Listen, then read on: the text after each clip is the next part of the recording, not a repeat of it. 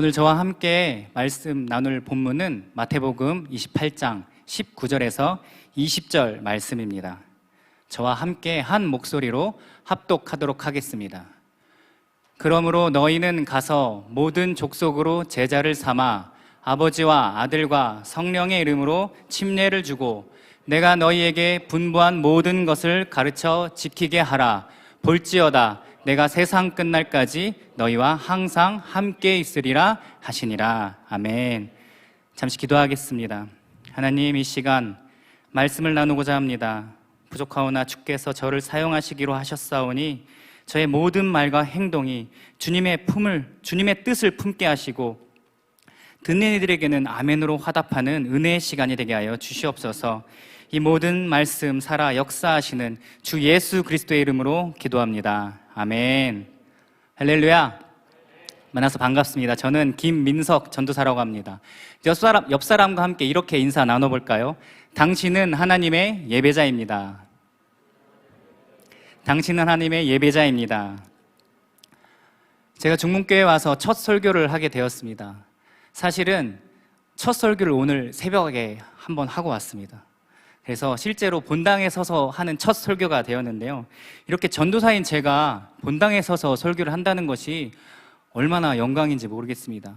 근데 한편으로는 굉장히 두렵고 떨리는 마음으로 이 자리에 섰는데요. 어제 금요 집회 때 담임 목사님께서 금요일 날 집회 마지막에 하셨던 말씀이 있는데 그 말씀을 듣고 나니까 제가 담대하게 이 자리에 설 수 있게 되었습니다. 무슨 말씀을 하셨냐면 장기말에 대해서 말씀을 해주셨는데 기억나시나요? 장기말에 다양한 말들이 있습니다. 궁, 차, 포, 마, 상, 사, 쫄 이런 다양한 말들이 있는데 유근재 교수님을 통해서 차의 은혜를 받았다라고 이렇게 말씀하셨거든요. 그 말씀을 들으면서 제가 이런 생각을 했습니다. 나는 과연 무엇일까? 그랬더니 딱 떠오르는 게 뭐냐면 나는 쫄이다 라는 생각이 들더라고요. 근데 참 감사한 것은 무엇이냐면 각기 주는 은혜가 있다라는 것입니다. 믿으시죠? 쫄을 통해 주시는 은혜도 있습니다. 저는 개인적으로 생각하기에 쫄이지만 쫄을 통해서 하나님께서 베푸시는 은혜가 충만하게 임하기를 주님의 이름으로 축복합니다. 그리고 한 가지 더 하나님께서 저에게 주시는 감동이 무엇이었냐면 쫄지 마라 라고 이렇게 말씀하시더라고요. 그래서 제가 담대하게 설교를 전하도록 하겠습니다. 요즘 많이 사용하는 SNS, 카카오톡부터 시작해서 페이스북, 인스타그램 같은 SNS를 할 때, 그리고 네이버, 다음을 할 때 우리가 가장 먼저 하는 것이 있습니다. 그것은 무엇일까요? 계정을 만드는 일입니다. 계정을 만들어야 이것들을 할 수 있기 때문이죠. 그래서 많은 사람들이 자신들이 좋아하는 단어나 또 쉽게 기억하기 쉬운 단어, 그리고 전화번호 뒷자리 같은 이런 숫자들을 조합해서 아이디를 만듭니다. 저도 제가 즐겨 쓰는 그런 단어들이 있는데요. 그것이 무엇이냐면 메타 띵킹이라는 단어입니다. 이 단어는 가상, 초월을 뜻하는 메타와 생각한다라는 띵킹을 합쳐서 만든 단어인데요. 생소하시죠? 무슨 뜻일까요? 쉽게 제가 설명을 드리면 생각하는 것을 생각한다 라는 뜻을 가지고 있는 단어입니다. 그러니까 지금 제가 생각하고 있는 것을 제3자의 입장에서 저를 바라보면서 무슨 생각을 하고 있나를 한번 생각을 해보는 겁니다. 이미지를 제가 하나 가져왔는데요. 이렇게 생각하시면 좀 이해가 되실 것 같습니다. 어떠세요? 이해가 좀 되세요? 네. 여기에서 사용된 이 메타라는 단어가 들어간 합성어 중에 요즘 전 세계적으로 이슈를 크게 끌고 있는 그런 키워드가 있습니다. 무엇인지 아시나요? 메타버스입니다. 메타버스는 메타와 유니버스가 합성된 단어입니다. 그렇다면 메타버스는 무슨 뜻일까요?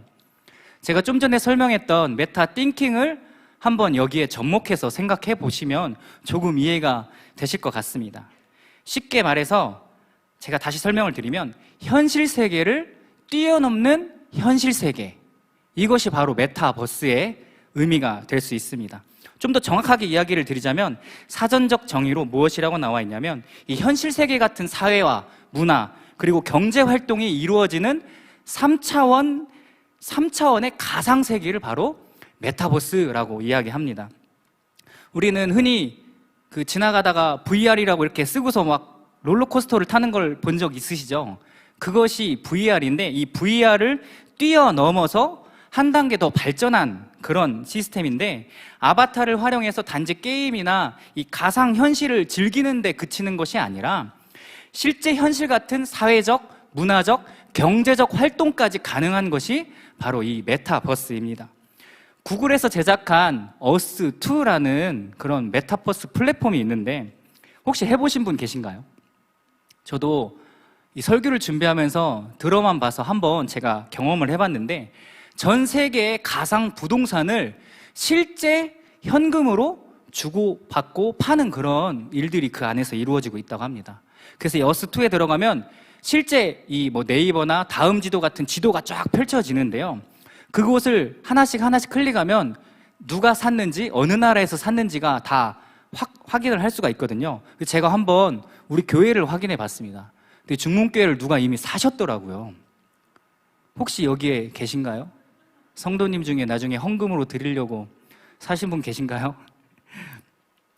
그리고 이 바로 옆에 아파트 있잖아요. 이 편한 세상. 이 아파트 단지를 통째로 사신 분이 있더라고요. 얼마나 이 편해 보였는지 모르겠는데 이분은 이탈리아에서 오셨어요. 이태리에서 이 편한 세상까지 와서 이 아파트 단지를 전체를 사셨더라고요. 이처럼 그동안 우리가 겪어보지 못했던 새로운 세상이 펼쳐지고 있는 것은 확실한 것 같습니다.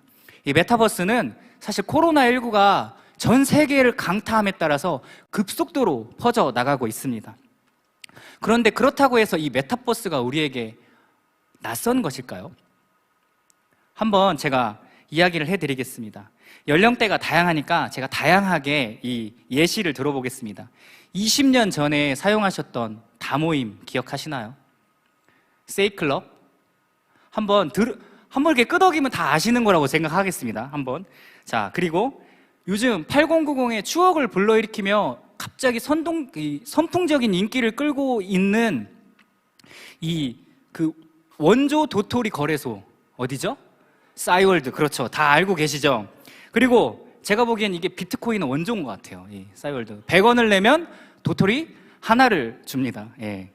요즘 20대 일상을 책임지고 있는 인스타그램, 페이스북, 트위터, 유튜브, 넷플릭스, 카카오톡, 그리고 라인에 이르기까지 제가 이야기한 이 예시들 중에 모르는 거 있으신 분, 아는 게 없으신 분 계세요? 혹시? 없으시죠? 그죠? 제가 20년 전 것부터 다 이렇게 다양하게 나열을 해드렸으니까 아마 모르는 분은 없을 것 같습니다. 그리고 요즘은 이 아기들이 얼마나 유튜브를 잘하는지 태어나서부터 유튜브를 배워서 나오는 것 같아요. 뱃속에서. 그래서 식당에 가면 아기들이 얼마나 조용한지 몰라요. 보면은 다 유튜브로 이렇게 하나하나 영상을 찾아가서 클릭하면서 보고 있는 모습을 보면 참 진짜 기가 막힐 정말 감탄이 절로 나옵니다. 참으로 생각으로 따라갈 수 없는 엄청난 시대가 열리고 있습니다. 메타버스 물론 더 많은 발전을 하겠지만 생각보다 우리의 가까이 있다는 것입니다. 그렇다면 이 단어는 한번 들어보셨을까요? 메타 철치. 들어보신 분 계신가요? 예, 들어보신 분이 아마 없을 것 같아요. 왜냐하면 제가 한번 생각해 본 단어거든요. 그래서 이 메타 띵킹을 아까 설명드렸는데 이 개념을 가지고 메타 철치에 한번 접목을 시켜보는 겁니다. 그렇다면 메타 철치는 무슨 뜻이 될까요? 전 이렇게 생각해 봤습니다. 교회가 교회되는 것. 이것이 바로 메타 처치의 정의가 아닐까 생각해 봤습니다. 물론 지극히 저의 주관적 관점입니다. 설교를 준비하면서 본문을 묵상하면서 생각해 본 저의 주관적인 생각인데요. 교회를 뛰어넘는 교회. 이것이 바로 메타 처치의 정의라고 생각해 봤습니다. 근데 오늘 함께 나눌 본문 말씀이 이 메타 처치에 대해서 아주 잘 설명하고 있습니다. 오늘의 본문이 마태복음 28장 19에서 20절 말씀을 우리 다 함께 한 목소리로 다시 한번 읽어보도록 하겠습니다. 시작. 그러므로 너희는 가서 모든 민족을 제자로 삼아 내가 너희에게 분부한 모든 것을 가르쳐 지키게 하라. 볼지어다 내가 세상 끝날까지 너희와 항상 함께 있으리라. 아멘. 저는 이 말씀이야말로 정말 진정한 교회의 미래 지향적 모습을 보여주고 있는 말씀이라고 생각합니다. 우리는 보통 이 말씀을 일컬어서 무엇이라고 합니까? 지상, 대, 명령이라는 타이틀을 붙여서 부르곤 하죠. 근데 저는 오늘 이것을 메타처치의 사명이라고 불러보고자 합니다. 교회가 교회되도록 하는 것, 교회를 뛰어넘는 교회가 되는 사명이 바로 이 본문대로 살아가는 우리의 삶인 것입니다. 제가 20대 시절에 처음으로 직장 생활을 하던 때 이야기를 들려드리고자 합니다. 어느덧 10년이 흘렀더라고요. 생각을 해보니까. 신학을 하기 전에 제가 사회생활을 좀 했었는데요. 사회에 첫 발을 내딛고 서울에 취업을 해서 직장 생활을 했을 때, 직장 생활을 갓 시작했을 때입니다. 그 당시 서울에 있는 건축사 사무소에서 근무를 시작했습니다. 제가 다니던 건축사 사무소 소장님은 기독교인이었습니다. 매일 아침 소장실에서는 우리가 익히 잘 알고 있는 You Raise Me Up 찬양이 잔잔하게 흘려 퍼져 나왔습니다. 그래서 저는 이 소장님이 정말 신실하신 분이구나 라는 생각을 첫날부터 하게 됐습니다. 하지만 얼마 후에 제 생각이 잘못됐다는 것을 깨닫게 됐습니다. 소장님은 매일 똑같은 찬양을 틀어놓으셨습니다. 근데 어느 날 그 은혜가 넘치는 찬양을 이렇게 배경음악으로 부금으로 깔아놓고 갑자기 직원들을 향해 화를 내는 겁니다. 욕설을 하면서 이러면서 이게 무슨 일인가? 대체 이게 무슨 일인가? 근데 그때가 시작이더라고요. 제가 소장님을 잘못 알아봤던 겁니다. 가끔 협력업체에서 수금을 해달라고 사장님 돈 좀 넣어주세요 하면은 기다리세요 하면서 이렇게 수화기를 콱 내려놓는 그런 모습들이 계속해서 연출되는 겁니다.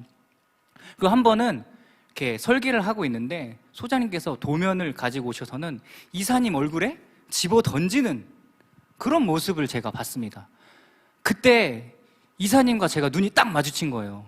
제가 고개를 이렇게 조심히 이렇게 고개를 숙였는데 그때 그 마주쳤던 이사님의 표정을 아직도 잊지를 못합니다.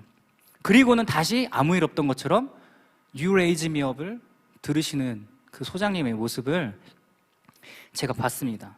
근데 이게 끝이 아니라 더 놀라운 일들이 계속해서 일어납니다. 점심시간마다 직원들을 전도하는 겁니다.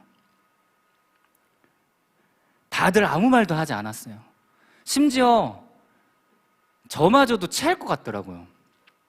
얼마 후 직원들끼리만 이렇게 점심을 먹는데 식전 기도하는 저의 모습을 보더니 그 저와 눈 마주쳤던 이사님이 저한테 물으시는 거예요. 교회 다니냐고.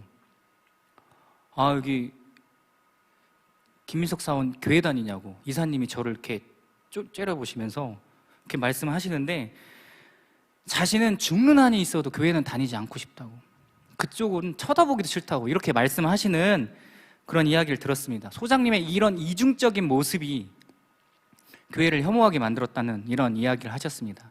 제가 소개한 이 이야기는 사실 매우 극단적인 신앙생활의 단면을 보여주는 이야기입니다. 하지만 이 모습이 현재 일상 속에서 보여지는 솔직한 우리의 모습은 아닌가 한번 돌아보셨으면 좋겠습니다. 지금 설교를 하는 저부터 시작해서 여기 모여서 예배드리는 여러분들과 또 유튜브를 통해서 예배드리는 여러분들이 이분의 이 이중적인 신앙과 다르다고 당당하게 손들고 저는 아닙니다라고 하실 수 있는 분이 얼마나 있겠습니까? 요한복음 8장에 등장하는 서기관들과 바리새인들이 간음 중에 잡힌 여인을 데리고 예수님께 나와 어떻게 하시겠습니까? 라고 물었을 때 예수님께서 이렇게 말씀하시죠. 저희가 묻기를 맞이 아니하는지라 이에 일어나 가라사대 너희 중에 죄 없는 자가 먼저 돌로 치라 하시고 다시 몸을 굽히사 손가락으로 땅에 쓰시니, 주님은 그들을 향해서 너희 중에 죄 없는 자가 먼저 돌로 치라 라고 이렇게 말씀하셨습니다. 만약 여기 있는 우리가 그 현장에 예수님과 함께 있었다면 돌로 칠 수 있는 사람이 누가 있겠습니까?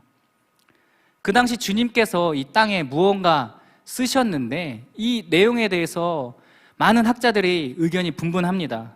만약 내가 주님이었으면 뭐라고 썼을까? 지는 이렇게 썼을 것 같습니다. 너나 잘하라는 이런. 주님은 물론 그러지 않으셨을 겁니다. 그렇다면 현재 여러분의 신앙은 어떠신가요? 여러분 스스로 생각하는 이 신앙생활이란 무엇입니까? 여러분이 생각하는 교회는 과연 어떤 모습입니까? 과연 여러분은 여러분 생각한 그 교회의 모습처럼 살아가고 있나요? 저는 오늘 이 시간을 통해서 온전한 신앙이란 무엇인가, 그리고 교회가 교회 되기 위해서, 교회를 뛰어넘는 교회가 되기 위해서 우리가 갖추어야 할 두 가지 자세에 대해서 함께 이야기를 나눠보고자 합니다. 첫 번째는 이것입니다. 교회의 정의를 새롭게 하라라는 것입니다. 무엇으로? 주님과 함께함으로. 교회란 무엇입니까? 우리 담임 목사님 말씀하시듯이 예수 내 구주를 고백하는 자들이 모인 공동체가 바로 교회입니다. 그렇다면 여러분은 교회입니까? 교회라는 것의 어원은 이 헬라어 에클레시아에서 온 것으로 뜻은 모임, 만남, 회중이라는 뜻을 가지고 있는데 세상 속에서 불러냄을 받은 자들이라는 뜻입니다. 여기 모인 모두가 본인 스스로 예수 내 구주라고 고백한다면 우리는 분명한 교회 공동체입니다. 하지만 예수 내 구주라고 고백한다고 해서 온전한 교회, 온전한 신앙을 갖게 되는 것은 아니라는 사실입니다. 로마서 10장 17절은 우리에게 이와 같이 말하고 있습니다. 그러므로 믿음은 들음에서 나며 들음은 그리스도의 말씀으로 말미암았느니라. 아멘. 성경은 믿음은 들음에서 난다고 말씀하시고 그 들음은 그리스도의 말씀으로 말미암는다고 말합니다. 그리고 그 말씀이 우리에게 이렇게 이야기합니다. 로마서 5장 8절입니다. 우리가 아직 죄인 되었을 때 그리스도께서 우리를 위하여 죽으심으로 하나님께서 우리에게 대한 자기의 사랑을 확증하셨느니라. 아멘. 여러분은 이 말씀을 믿으시죠? 이 말씀을 믿는다고 고백했는데 그렇다면 그 믿음을 무엇으로 증명하시겠습니까? 야고보서 2장 17에서 18절은 말합니다. 현대인의 성경입니다. 이와 같이 행동이 따르지 않는 믿음은 그 자체가 죽은 것입니다. 그러나 어떤 사람은 이런 말을 할 것입니다. 너에게는 믿음이 있고 나에게는 행동이 있다. 행동을 따르지 않는 내 믿음을 나에게 보여라. 나는 행동으로 내 믿음을 너에게 보이겠다. 그렇다면 야고보서 2장 18절은 무엇이라고 말하고 있습니까? 내 행동을 믿음을 행동으로 보이라 라고 이렇게 이야기하고 있습니다. 그렇다면 어떤 행함이 우리에게 있어야 할까요? 주님을 영접하게 되면 필수적으로 동반되어지는 것이 있습니다. 그것이 바로 회개입니다. 회개라고 하는 것은 되돌리다, 돌이키다 라는 뜻을 가진 단어입니다. 영어로는 turn back 이라는 영어입니다. 자동차로 우리가 운전을 하다 보면 길을 잘못 들 때가 있죠. 길을 가다 보니까 어느 순간 길을 잘못 든 거예요. 그럴 경우 여러분은 어떻게 하시죠? 유턴을 합니다. 그렇죠? 제대로 다시 길을 찾아가기 위해 유턴을 합니다. 회개라는 것은 바로 이런 것입니다. 잘못된 길로 가고 있다는 것을 깨달아 다시 돌아가는 것입니다. 물론 그 반경은 개개인에 따라 조금씩 차이가 있을 수 있습니다. 유턴을 큰 반경으로 돌 수도 있고 자동차가 돌듯이 바로 180도를 돌 수도 있습니다. 여기서 중요한 것은 무엇이냐? 180도 돌아서야 한다는 것입니다. 어설프게 돌아서면 제가 가야 할 목적지가 틀려지게 되는 것입니다. 믿음도 마찬가지입니다. 신앙도 마찬가지입니다. 우리는 세상 속에 속하여 있다가 불러냄을 받은 교회의 공동체이기 때문에 심판을 받고 지옥에 떨어졌어야 할 우리가 구원에 이르게 되는 목적지가 지옥에서 천국으로 변경된 사람들입니다. 목적지가 재설정되었으면 얼른 돌아서야 하는 것입니다. 예수 그리스도를 믿는다고 예수 내 구주라고 고백했다고 해서 끝나는 것이 아니라 이제는 그 고백과 같이 내 인생의 목적지에 예수 내 구주를 입력해야 하는 것입니다. 예수 내 구주라고 고백하는 사람들은 이제 그 목적지에 예수 그리스도와 함께 하는 것입니다. 오늘 본문인 20절 하반절에는 이렇게 말씀합니다. 볼지어다 내가 세상 끝날까지 너희와 항상 함께 있으리라 하시리라. 아멘. 여기에서 함께라고 쓰인 이 단어의 헬라어가 바로 메타입니다. 오늘의 본문인 마태복음 28장 20절에서 이 마지막에서 주님은 우리에게 항상 함께 있으리라 라고 말씀하십니다. 예수 그리스도와 항상 동행하는 삶, with Jesus. 우리와 함께 하겠다는 것이 아니라 주님이 우리와 함께 하시겠다고 말씀하고 계십니다. 그러니 주님께서 함께 하심으로 말미암아 예수 내 구주라고 고백한 것에서 신앙이 멈춰서는 것이 아니라 그 믿음에 대하여 행함으로 믿음을 보이는 삶, 예수 내 구주라고 고백한 삶 이전과 이후가 180도 달라져서 이제는 예수 그리스도께서 내 옆에서 나와 함께 하심으로 말미암아 주님의 뜻과 인도하심을 따라 순종하며 살아가는 삶이 진정한 그리스도인의 삶이라는 것입니다. 이를 통해 변화되어 살아가는 모습이 바로 진정한 교회의 모습이 되어야 하는 것입니다. 현재 여러분의 믿음의 주소는 어디에 있습니까? 여러분의 신앙 목적지는 어디입니까? 주님 품 아닙니까? 그 목적지를 향해 나아가는 이 삶의 여정을 마치는 그날까지 주님과 함께 with Jesus, 예수 그리스도와 함께 동행하는 사랑하는 중문교회 공동체 모두가 되시기를 주님의 이름으로 축복합니다. 첫 번째는 교회의 정의를 새롭게 하라였습니다. 무엇으로?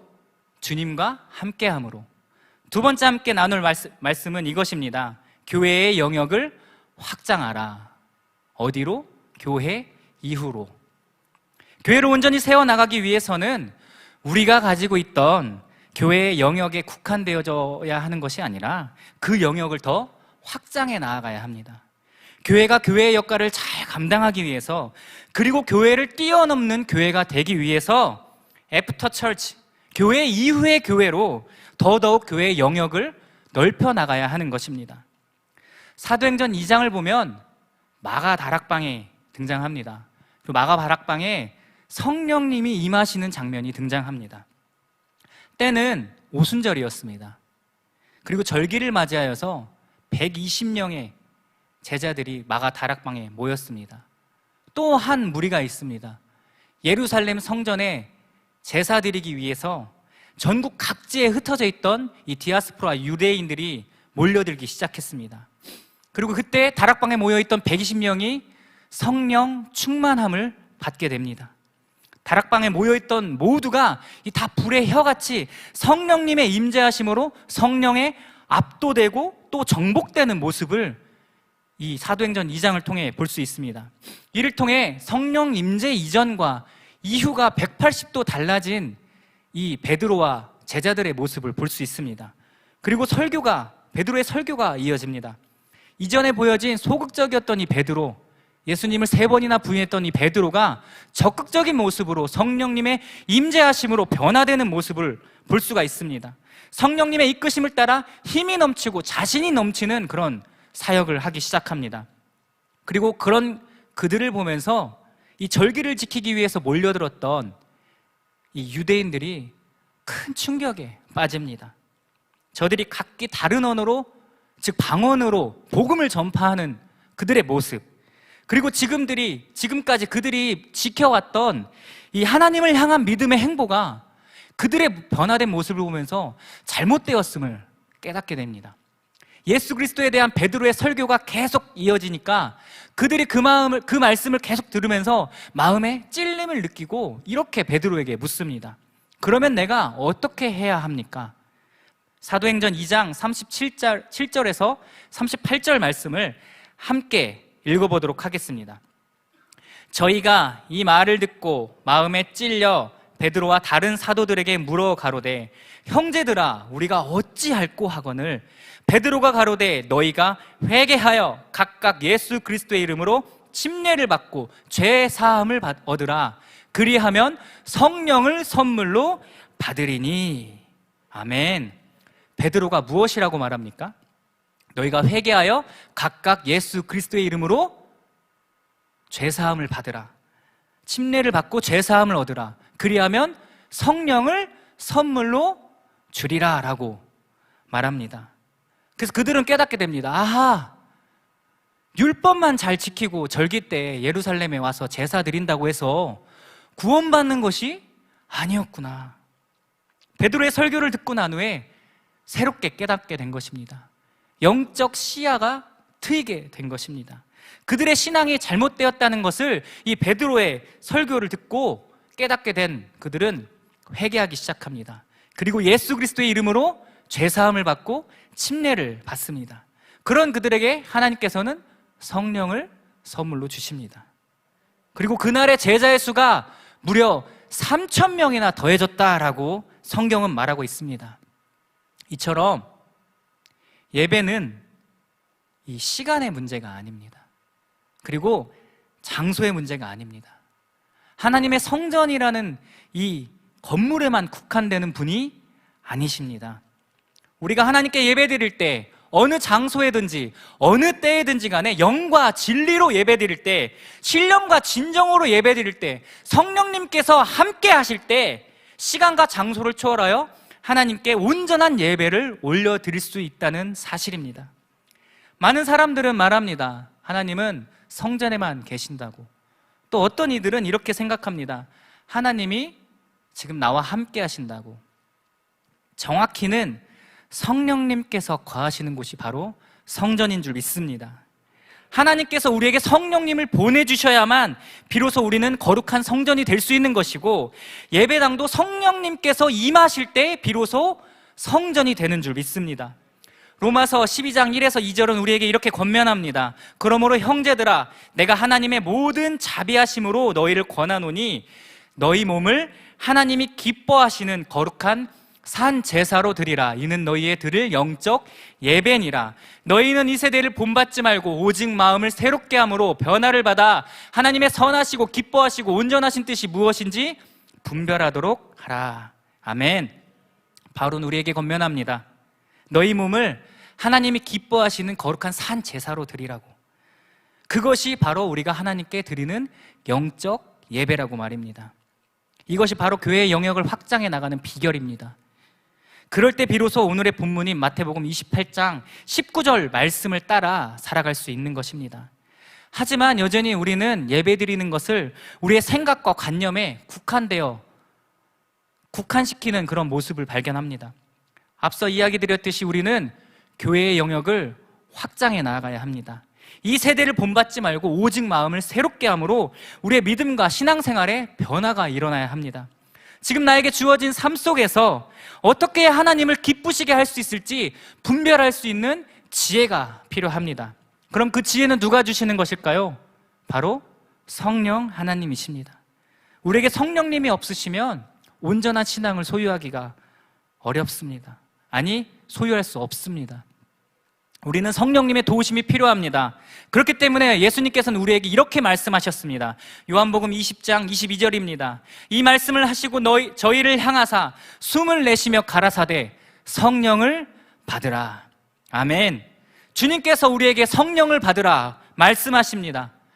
여러분의 그 신앙 고백을 통해, 예수 내 구주라는 그 신앙 고백을 통해 하나님께 성령을 선물로 받는 여러분 되시기를 축복합니다.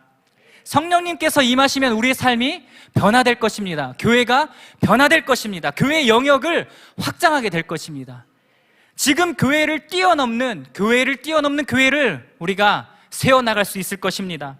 그를 통해 오늘의 본문 말씀인 교회의 사명을, 이 메타처치의 사명을 우리가 충실하게 수행할 수 있을 것입니다. 다시 한번 오늘의 본문 말씀을 읽어보도록 하겠습니다. 그러므로 너희는 가서 모든 민족을 제자로 삼아 아버지와 아들과 성령의 이름으로 침례를 베풀고 내가 너희에게 분부한 모든 것을 가르쳐 지키게 하라. 볼지어다 내가 세상 끝날까지 너희와 항상 함께 있으리라 하시니라. 아멘. 이 명령은 나의 힘으로는, 우리의 힘으로는 할 수 없는, 감당할 수 없는, 도무지 할 수 없는 일입니다. 그래서 우리에게는 성령님의 도우심이 필요합니다. 앞서 이야기했던 헬라어 메타는 위드인, 영어로 위드인, 뭐뭐와 함께라는 뜻도 있지만 또 애프터, 뭐뭐 후에라는 뜻도 가지고 있습니다. 이처럼 예수님께서 너희와 함께 있으리라 라고 말씀하신 이것이 이렇게도 해석될 수 있습니다. 지금 내가 너희와 함께 있는데 이후에도 쭉 함께 있을 것이다. 즉 그때 제자들과 함께 계셨던 주님께서 지금 우리와 함께 계십니다. 성령님을 보내심으로 말미암아 지금도 우리와 함께 계시고 이후에도 함께 하실 것입니다. 그렇기 때문에 우리는 성령님과 매일매일 동행하는 삶, 매 순간마다 성령님께 여쭙고 그 말씀에 순종하는 삶을 살아야 하는 것입니다. 이것이 바로 참된 예배입니다. 이것이 우리 몸을 거룩한 산 제사로 드리는 영적 예배인 것입니다. 저는 바라기를 우리 사랑하는 중문 공동체 모두가 그동안 자신이 생각했던 이 교회의 영역을 허물고 성령님의 인도하심을 따라서 교회의 영역을 확장해 나아가는 여러분 되시기를 주님의 이름으로 축복합니다.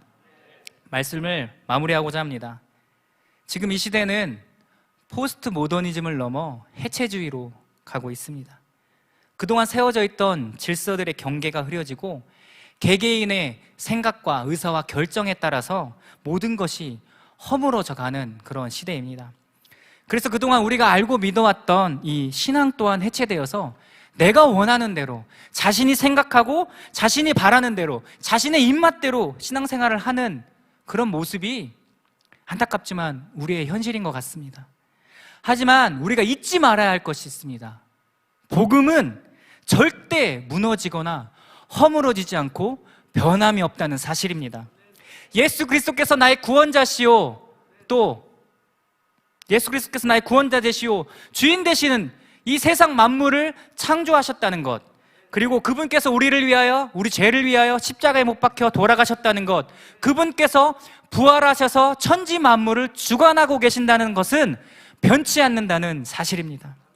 이 사실을 깨달아서 마가다락방에 모여 변화된 그들을 보고 회개하고 침례를 받고 주님을 따라 나선 3,000명의 제자들과 같이 예수 내 구주를 고백함으로 성령을 선물 받는 여러분들 되시기를 주님의 이름으로 축복합니다. 그동안 생각해왔던 신앙에 대한 개인적인 생각들과 이 고정되어 있던 관념들을 다 허물어 버리시고 삶의 예배자로 나아가시기 바랍니다. 성전 예배에 멈춰 있지 마시고 삶의 예배자로 전진하셔서 교회의 정의를 새롭게 하고 또 교회의 영역을 확장해 나아감으로 메타처치를 이루어 나가는 여러분들 되시기를 주님의 이름으로 축복합니다. 예배에서 일상으로, 삶으로, 생각으로, 행동으로 또 모든 면에서의 예배자로 또 나아가시길 도전하는 2022년 되시기를 주님의 이름으로 축복합니다. 함께 찬양하고 결단하길 원합니다. 주님 다시 오실 그날까지 세상의 흐름에 따라 우리의 믿음과 신앙을 타협하지 않고 급변하는 이 시대 속에서 우리가 온전히 교회를 세워나갈 수 있도록 인도하여 주시옵소서. 이 찬양의 가사와 같이 함께 고백하며 나아가도록 하겠습니다.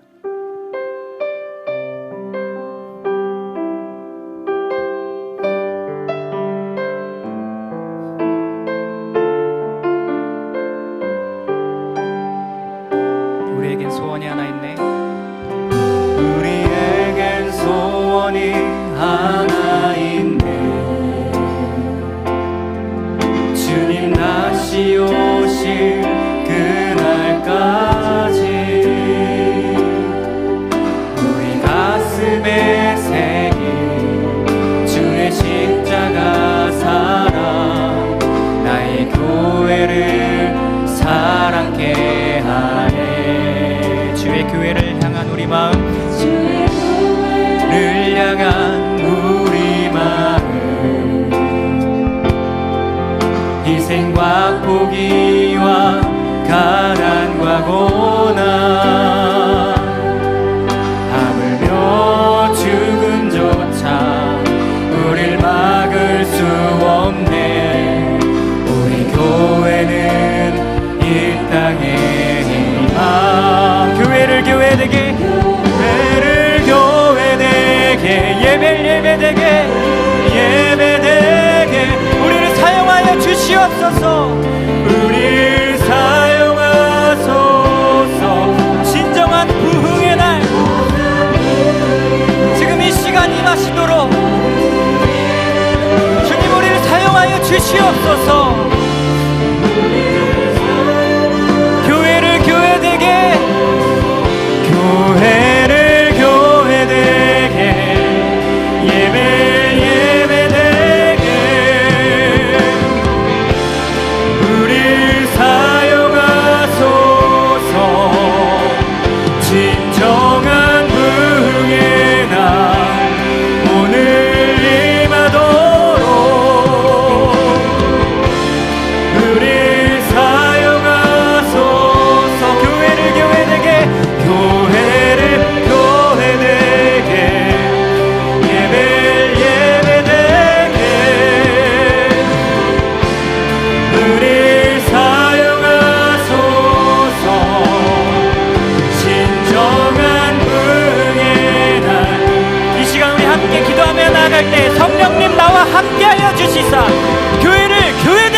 주시고 예배를 예기되게 하여 주시옵소서. 나와 함께하여 주셔서 이전에 묵혀있던 옛 생각과 습관을 벗어버리고 교회의 정의를 새롭게 하여 주시고 교회의 영역을 확장시켜 주시옵소서. 이 시간 주님의 이름 크게 한번 부르짖고 다 함께 통성으로 기도하며 나가겠습니다.